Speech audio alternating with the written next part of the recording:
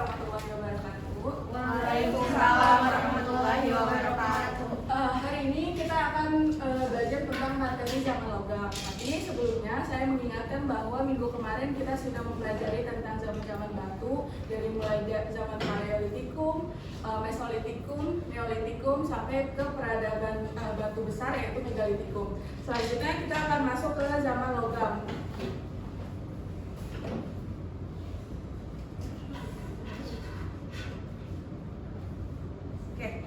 Zaman logam itu atau biasa disebut sebagai zaman Perundagian adalah zaman periode prasejarah di mana manusianya sudah menggunakan logam sebagai bahan-bahan sehari-harinya.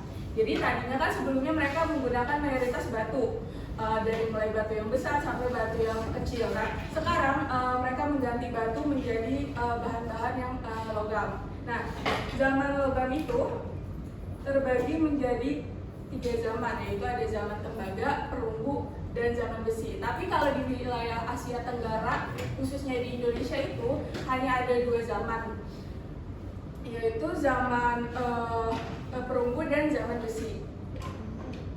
Nah, zaman tembaga ini mereka itu kan kalau dibilang batu itu kurang kuat ya untuk digunakan untuk keseharian mereka. Nah, munculnya zaman logam ini adalah kebutuhan mereka akan barang-barang yang jauh lebih kuat daripada batu. Salah satunya ini, tembaga bisa menggantikan batu dari segi kekuatan barang yang ingin mereka pakai. Jadi masuknya ke zaman tembaga ini bisa menggantikan teknik-teknik di pertanian, terus pembuatan tembikar untuk alat rumah tangga yang jauh lebih kuat lagi.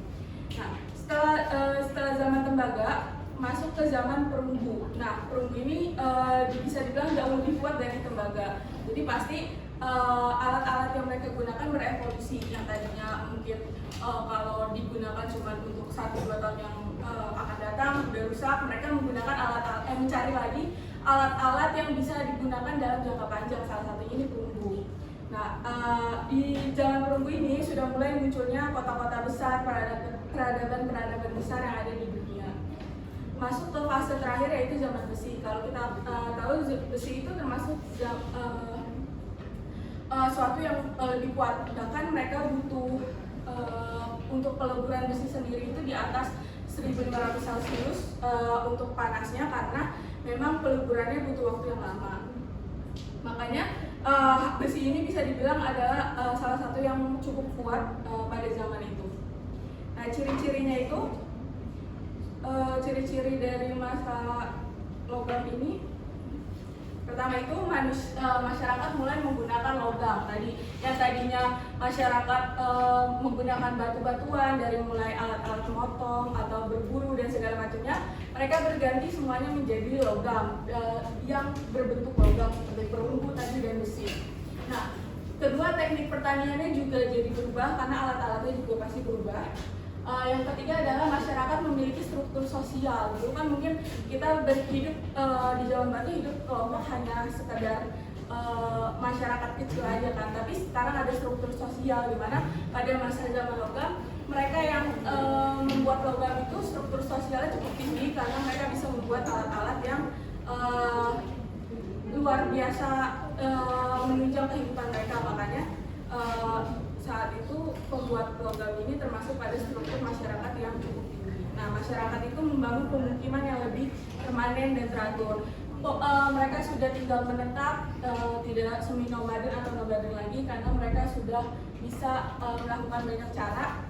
Jadinya mereka sudah tinggal menetap. Nah, pola huniannya itu adalah tadi permukiman permanen. Yang ketiga itu material bangunannya juga menggunakan besi kebanyakan. Ada tempat ibadah. Dan selanjutnya itu sistem kepercayaan. Mungkin kalau kita kenal di zaman batu yang paling terkenalnya adalah di animisme dan dinamisme. Tapi di zaman logam ada politeisme, yaitu kepercayaan pada dewi-dewi. Oleh karena itu pada zaman logam memang masyarakatnya sudah jauh lebih berkembang karena mereka tidak lagi mempercayai alam, mungkin masih, tapi mereka sudah berkembang kepada mempercayai dewi-dewi. Ini contoh-contoh dari manusia purbanya yang ada di zaman tembaga, perunggu, dan zaman besi. Nah, perkembangan teknologinya di pertanian itu ada contohnya itu adalah cangkul tembaga, terus senjata yang digunakan, dan alat makan yang mayoritasnya adalah dari bahan logam. Oke, ini peninggalan di zaman dahulunya, pertanian, ada kapak corong, ada belati, terus alat-alat makannya. Ini ada juga seperti bentuknya senjata-senjata yang mungkin mereka gunakan untuk perang, untuk berburu, dan ada alat makannya juga. Oke, mungkin sekian untuk materi zaman logam ini. Apakah ada yang ingin bertanya? Oke, mungkin sekian dari materi yang saya jelaskan hari ini. Mungkin nanti akan saya buka untuk kuis di Google Chrome. Silakan isi kuisnya di Google Chrome. Minggu depan kita akan ujian ulangan harian membahas dari zaman batu sampai zaman logam. Saya harap kalian belajar semua. Oke, mungkin sekian dari saya. Wassalamualaikum.